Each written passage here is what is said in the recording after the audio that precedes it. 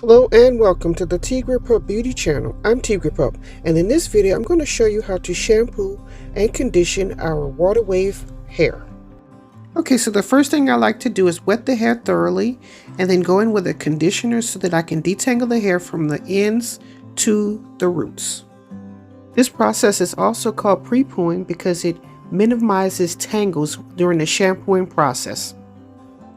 Now that I've thoroughly detangled the hair, I'm now going to rinse all the conditioner out and I'm going to start the process of shampooing the hair.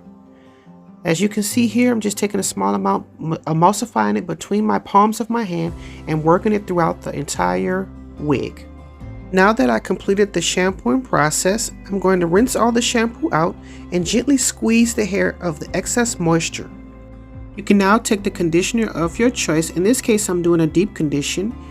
And make sure you coat every strand of hair and gently comb the hair from the ends, working your way up to the roots.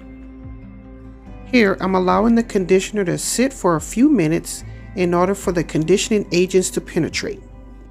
Up next, I'm going to rinse the hair thoroughly with cool running water. And after this, I'm going to gently squeeze the excess moisture out of the hair in preparation for styling. Thanks for watching.